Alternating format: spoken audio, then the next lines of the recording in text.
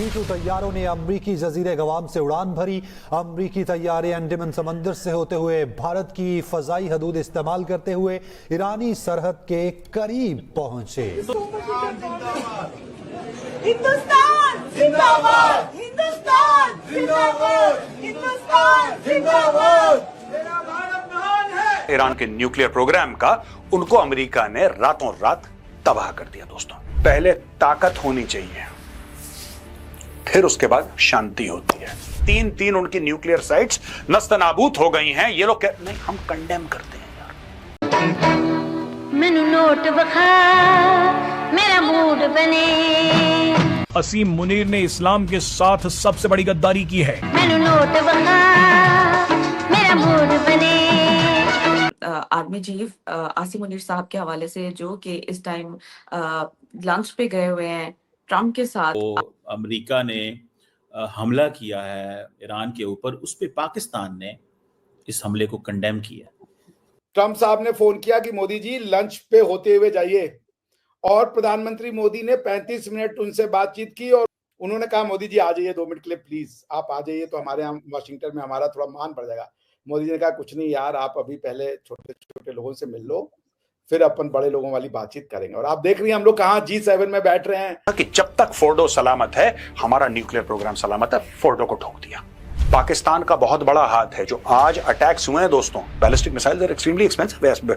कोई सस्ती दिवाली की फुलझड़ियां तो है नहीं वो। ईरान के लिए सपोर्ट है, लेकिन दोस्तों सारा सपोर्ट फेसबुक पे है। फेसबुक पे जाके देखें पाकिस्तानियों को, ऐसा लगता है कि लाहौर से सीधा वो AK-47 उठा के दौड़ जय हिंद दोस्तों। इजराइल और ईरान के बीच युद्ध में अब अमेरिका भी कूद पड़ा है और इजराइल में अपना B-2 बम्बर 2 से 3 एयरक्राफ्ट भेज दिया है। इजराइल ने इस B-2 बम्बर के बहुत अच्छी तरीके से उपयोग किया और यह B-2 बम्बर एयरक्राफ्ट इतना खतरनाक है कि यह जल्दी रडार में नहीं आता है, जिसके चलते ईरान में बहुत ज़्यादा तबाही मचाया है यह जाकर, और ईरान के 2 परमाणु ठिकाने के नहस तो दोस्तों भारत तो इजराइल के साथ खड़ा है, लेकिन भिखारी पाकिस्तान ईरान के साथ खड़ा है। और भिखारी पाकिस्तान अपना औकात भूलकर यह बात बोला था कि अगर इजराइल पर परमाणु बम दागता है तो पाकिस्तान भी इस पर जवाब देगा और पाकिस्तान भी अपना परमाणु बम इजराइल पर दागेगा। लेकिन यहाँ तो खेल ही पलट गया है। दरअसल अमेरिका के प्रेसिडेंट डोनाल्ड ट्रंप पाकिस्तान के आर्मी चीफ यानी फील्ड मार्शल आसिम मुनीर को बुलाया और वहाँ डोनाल्ड ट्रंप ने बोला कि क्यों अपने बर्बादी के पीछे पड़े हो। अच्छा यही होगा कि ईरान और इजराइल के बीच युद्ध में तुम किसी को सपोर्ट न करो और अपना देश चलाओ। इसी के चलते भिखारी पाकिस्तान, जो कल तक बोल रहा था कि ईरान पर अगर इजराइल फायर किया तो हम उसके जवाब देंगे, आज ये मुंह छुपा के बैठा है और सूरों के तरह बोली सुन रहा है। इजराइल ईरान पर तबाही मचा रहा है। तो चल देखते हैं कि अरे भिखारी पाकिस्तानी क्या कुछ बोल रहे हैं। लड़ना चाहता है वो एनर्जी सेक्टर के लिए लड़ना चाहता है, और दूसरी जो उसका मेन पॉइंट है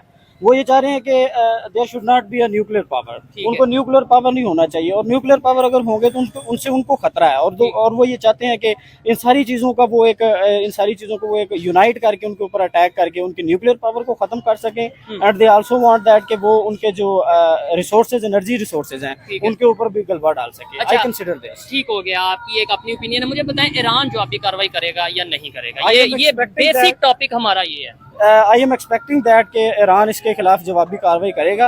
एज ये जो ईरान का फॉरेन मिनिस्टर है उसने भी कहा है कि we will against this war. अगर वो कोई इसमें दूसरा बंदा छलांग लगाता है तो हम उसके भी खिलाफ हैं।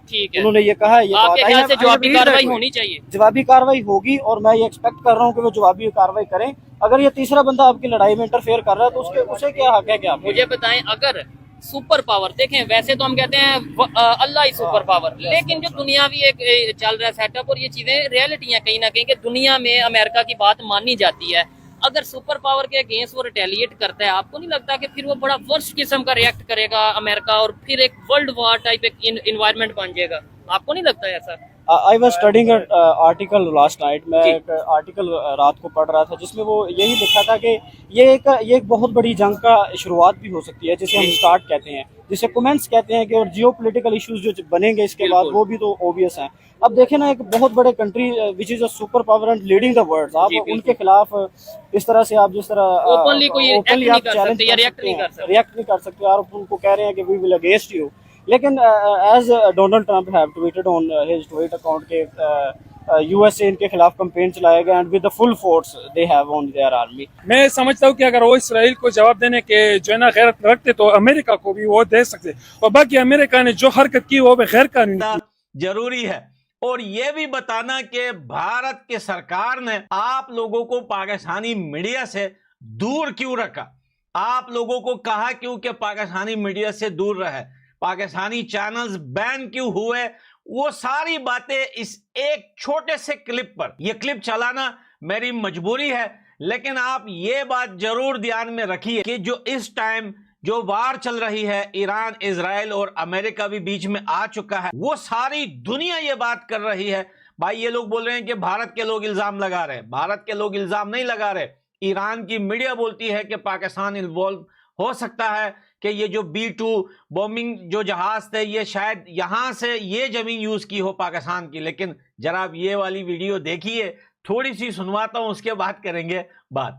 अमेरिकी B-2 बमबार तैयारों ने ईरान पर हमलों के लिए भारतीय फजाई हदूद इस्तेमाल की है।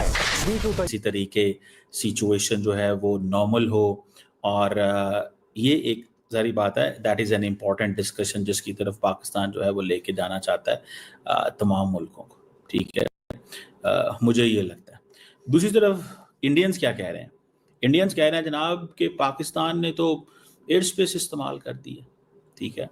पाकिस्तान की एयर स्पेस तो यूज़ हो गई है, this is what Indians are saying. May be क्योंकि इंडिया ने कंडेम नहीं किया इजराइल के अटैक को ईरान के ऊपर, तो अब इंडिया ये माहौल बनाना चाहता है ईरान को बताने के लिए कि नहीं भैया, ऐसी बात नहीं है, ऐसी बात नहीं है, ऐसी कोई बात नहीं है, ठीक है। हम आपके साथ हैं, पाकिस्तान आपके साथ नहीं है। मैं ऐसे बहुत सारे अपने इंडिया के दोस्तों को जानता हूं जो मुसलसल बातें कर रहे हैं, ठीक है। अब पाकिस्तान के लिए क्या पोजीशन है कि पाकिस्तान ने 2 दिन पहले तो ट्रंप को नॉमिनेट किया था as a Nobel peace prize के लिए, नोबेल पीस प्राइज के लिए नॉमिनेट कर दिया। आज पाकिस्तान जो है वो क्या करे उस पर? पाकिस्तान खामोश है कि भाई हमने तो नोबेल पीस प्राइज के लिए नॉमिनेट कर दिया था, लेकिन अब हम कुछ कर तो नहीं सकते, ये तो जो करना है उसने करना है, ठीक है। So this is something that is very much important इस कॉन्टेक्स्ट में अगर देखा जाए। क्या पाकिस्तान की एयर स्पेस इस्तेमाल हुई है? कैसे इस्तेमाल हो सकती है पाकिस्तान की एयर स्पेस, ठीक है। जो B-52 बॉम्बर आए थे उनको पाकिस्तान की एयर स्पेस इस्तेमाल करने की क्या जरूरत है, ठीक है। और अगर वो उन्होंने पाकिस्तान की एयर स्पेस इस्तेमाल की है, मिसाल के तौर पे अगर मैं हाइपोथेटिकली स्पीकिंग अगर मैं बात भी कर लूँ, तो फिर इंडिया की एयर स्पेस भी इस्तेमाल हुई है। वो वहीं से ऊपर से गुजर के आए हैं ना, अगर वो डियागो गार्सिया से आए हैं, लेकिन अगर वो मिजूरी से आए हैं तो उनको क्या जरूरत है हमारी एयर स्पेस इस्तेमाल करने की? Pakistan so far has not allowed, not provided, 2 word, allowed and provided, अपनी एयर स्पेस अलाउ नहीं की पाकिस्तान ने किसी भी मुल्क को, और particularly against Iran no way. Pakistan ने unequivocally without any margin of error condemn किया। मैं देखना